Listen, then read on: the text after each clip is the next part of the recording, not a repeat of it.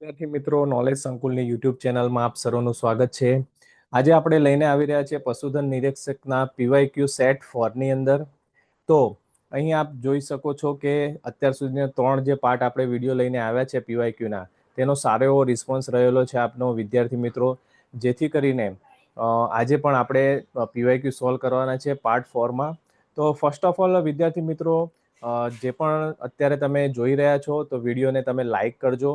તો first question આપણે જોઈ લઈએ. નીચેનામાંથી કઈ દવા પ્રાણીઓમાં કૃમિના ચેપની સારવાર માટે વપરાતી કૃમિનાશક દવા છે? એ અલ્બેન્ડાઝોલ, બી કિટકોનાઝોલ, સી ફ્લુકોનાઝોલ, ડી ડાયઝેપામ. ઇઝી ક્વેશ્ચન છે, રૂટીન ક્વેશ્ચન છે. દરેક વિદ્યાર્થી મિત્રો આનો સાચો જવાબ કોમેન્ટ કરી શકે છે.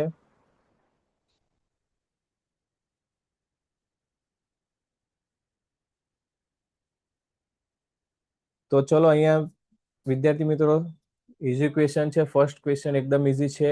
એ અલ્બેન્ડાઝોલ છે તે સાચો જવાબ છે, જે કૃમિનાશક દવા તરીકે પણ ઓળખાય છે. ચલો સેકન્ડ નંબરનો ક્વેશ્ચન ફટાફટ આપણે આગળ વધીએ કે બળદોમાં ઓર્કોટિક્સ ને કોના સોજા તરીકે વ્યાખ્યાયિત કરવામાં આવે છે? એ અવાણુ, બી મૂત્રપિંડ, સી વૃષણો કે ડી સ્નાયુબંધો. આનો સાચો જવાબ શું છે? બળદોમાં ઓર્કિટિસ જે છે એને કોનો સોજો તરીકે ઓળખવામાં આવે છે? અહીં સી જે છે તે સાચો જવાબ છે. વૃષણોનો જે સોજા તરીકે ઓળખવામાં આવે છે. ચલો નેક્સ્ટ ક્વેશ્ચન તરફ આગળ વધીએ કે દૂધના વાસણોને અશુદ્ધ પાણીથી સાફ કરવાથી શું થાય? દૂધના વાસણોને અશુદ્ધ પાણીથી સાફ કરીએ તો શું થાય?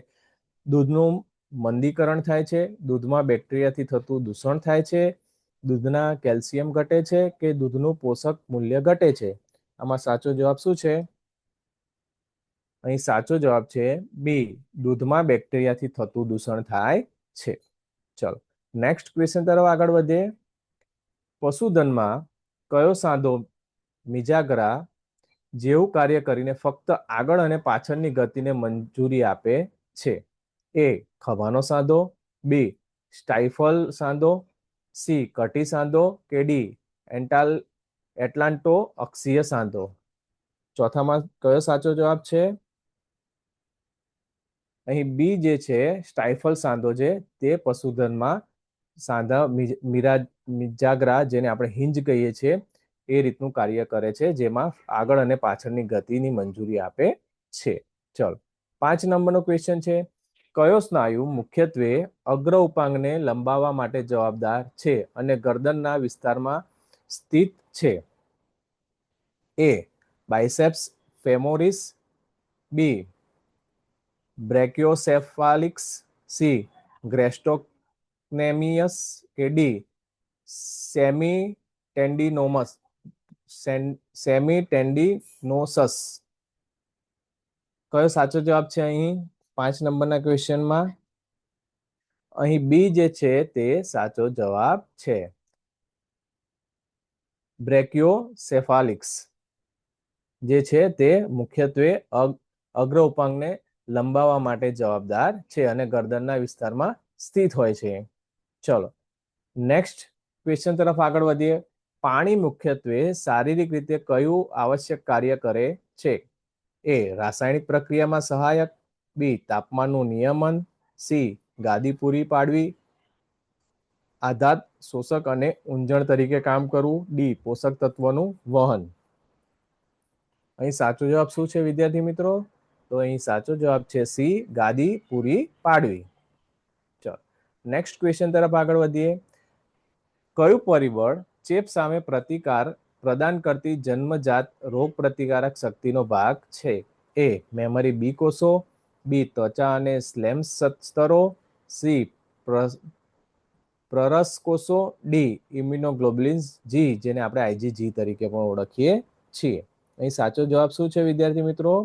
અહીં બી જે છે તે સાચો જવાબ છે, ત્વચા અને શ્લેષ્મ સ્તરો. ઓકે ચલો વિદ્યાર્થી મિત્રો, વિડીયોને લાઈક કરવાનું ભૂલતા નહીં. ખાસ કરીને તમે વોચ તો કરો છો વિડીયોને, પણ વિડીયોને લાઈક નથી કરતા. આમાં બહુ જ મહેનત થાય છે. અમને પણ મોટિવેશનની જરૂર છે તમારી. તો જો તમે વિડીયોને લાઈક કરશો, એ જ અમારું મોટિવેશન છે. ઓકે, તો પહેલામાં પહેલું વિડીયો લાઈક કરવાનું કામ કરજો. કયા એક કોષીય સજીવને પ્રોકેરિયોટિક જેને આદિકોષ કેન્દ્રીય તરીકે વર્ગીકૃત કરવામાં આવેલો છે? ફૂગ, બેક્ટેરિયા, પ્રોટોઝોઆ કે લીલ? 4 ઓપ્શનમાંથી કયો સાચો જવાબ છે? પ્રોકેરિયોટિક, યુકેરિયોટિક આપ સૌને ખ્યાલ જ હશે, બરાબર છે. તો અહીં બેક્ટેરિયા જે છે બી નંબરનો ઓપ્શન સાચો છે, જેને આપણે પ્રોકેરિયોટિકમાં વર્ગીકૃત કરવામાં આવેલા છે. 9 નંબરનો ક્વેશ્ચન છે, નીચેનામાંથી કયું વિકલ્પી પરોપજીવિતા ને યોગ્ય રીતે વ્યાખ્યાયિત કરે છે, જેને આપણે ફેકલ્ટેટિવ પેરાસિટિઝમ કહીએ છીએ? એ, પરોપજીવીને ટકી રહેવા માટે હંમેશા યજમાનની જરૂર પડે છે. બી, પરોપજીવી મુક્તપણે જીવી શકે છે પરંતુ અમુક પરિસ્થિતિઓમાં પરોપજીવી બની શકે છે. સી, પરોપજીવી ખોરાક માટે થોડા સમય માટે યજમાન પર રહે છે. ડી, પરોપજીવી યજમાનના શરીરની બહાર કાયમી ધોરણે રહે છે. લોંગ ક્વેશ્ચન છે, લોંગ આન્સર છે, વાંચજો પછી આન્સર આપજો. વિદ્યાર્થી મિત્રો, આવા ક્વેશ્ચન છે ને વાંચવાની જરૂર પડે છે. એકદમ રોકડો 1 માર્ક્સ મળે આપણને, પણ આપણે કન્ફ્યુઝ થવાનું નથી. પ્રોપર વાંચીને પછી જ આન્સર આપવાનો છે. અહીં બી જે છે તે સાચો જવાબ છે. પરોપજીવી મુક્તપણે જીવી શકે છે પરંતુ અમુક પરિસ્થિતિમાં પરોપજીવી બની શકે છે. ચલો નેક્સ્ટ ક્વેશ્ચન તરફ આગળ વધીએ. આંસુમાં ઉત્પન્ન થતું પ્રોટીન શું છે જે બેક્ટેરિયાની કોષ દિવાલમાં રહેલા પોલિસેકેરાઇડને પચાવી શકે છે? એ, લાઇસોસોમ, બી, એમિલેઝ જે આપણે એમાઇલેઝ કહીએ છીએ, સી, લાઇસોસોમ્સ અને ડી, લાઇપેઝ.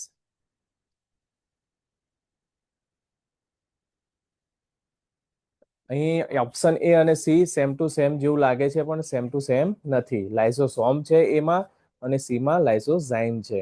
ઓકે, જેથી આપણને કન્ફ્યુઝન ક્રિએટ થઈ શકે છે. તો અહીંયા સાચો જવાબ જે છે તે છે લાઇસોઝાઇમ, જે એક એન્ઝાઇમેટિક પ્રક્રિયા છે, એક એન્ઝાઇમ છે, બરાબર છે, જેની અંદર પ્રોટીન હોય છે જે બેક્ટેરિયાના પોલિસેકેરાઇડની દિવાલને પચાવી શકે છે. ચલો નેક્સ્ટ 11 નંબરનો ક્વેશ્ચન છે, નીચેનામાંથી કયો શબ્દ હોસ્ટની સપાટી પર રહેતા પરોપજીવીનો સંદર્ભ આપે છે? 11 નંબરનો ક્વેશ્ચન છે. ઓપ્શન છે બાહ્ય પરોપજીવી, બી છે અંતઃપરોપજીવી, સી છે અનિવાર્ય પરોપજીવી કે ડી છે વૈકલ્પિક પરોપજીવી? અહીં સાચો જવાબ છે એ, બાહ્ય પરોપજીવી, જેને એક્ટોપેરાસાઇટ પણ કહી શકાય છે. ચલો નેક્સ્ટ 12 નંબરનો ક્વેશ્ચન છે, સેલેનિયમ શાના માટે મહત્વનું છે? સેલેનિયમ ઓપ્શન છે રોગ પ્રતિકારક શક્તિ વધારનાર તરીકે, બી, ઝાડા વિરોધી તરીકે, સી, લોહીના ઉત્પાદન માટે કે ડી, આંખના નેત્રમણીના પોષણ માટે. સેલેનિયમ કોના માટે જરૂરી છે વિદ્યાર્થી મિત્રો?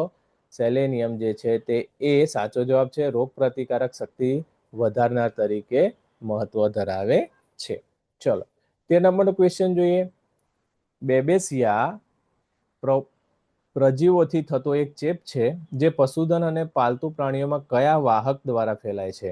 ઓકે, ઓપ્શન છે કૃમિ, બી છે બગાઈ, સી છે જીવાણુ, ડી છે વિષાણુ. આનો સાચો જવાબ શું છે? અહીં સાચો જવાબ છે બી, બગાઈ ટીક જેને કહીએ છીએ ઇંગ્લિશમાં, એના દ્વારા બેબેસિયા પ્રજીવોથી થતો એક ચેપ છે. ઓકે, ચલો 14 નંબરનો ક્વેશ્ચન જોઈએ. નીચેનામાંથી કઈ પદ્ધતિ ખેત સ્તરે સ્વચ્છ દૂધ ઉત્પાદન માટે જરૂરી છે? એ, દૂધ દોહતા પહેલા પશુઓને ખવડાવવું, બી, દૂધ આપતા પહેલા વાછરડાઓને ધાવવાની મંજૂરી આપવી, સી, આંચળ અને આવની સફાઈ માટે ચેપ વિરોધી દ્રાવણનો ઉપયોગ કરવો, ડી, દૂધ દોહનારા હાથ માત્ર પાણીથી ધોવા. શાંતિથી વાંચો વિદ્યાર્થી મિત્રો, સવાલ અને જવાબ ત્યારબાદ જ કોમેન્ટ કરજો. ઓકે, ફોટો પડે તો વાંધો નથી, પણ આપણે આપણું 100% આપવાનું છે. તો અહીં વિદ્યાર્થી મિત્રો સી છે તે સાચો જવાબ છે. આંચળ અને આવની સફાઈ માટે ચેપ વિરોધી દ્રાવણનો ઉપયોગ કરવો એ ખૂબ જ જરૂરી છે. ચલો 15 નંબરનો ક્વેશ્ચન છે, ગાયના યોની માર્ગમાં સ્ત્રાવનો કયો રંગ ગાયના સંવનન અથવા કૃત્રિમ ગર્ભાધાન માટે ચોક્કસ ગરમીનો સમયગાળો સૂચવે છે?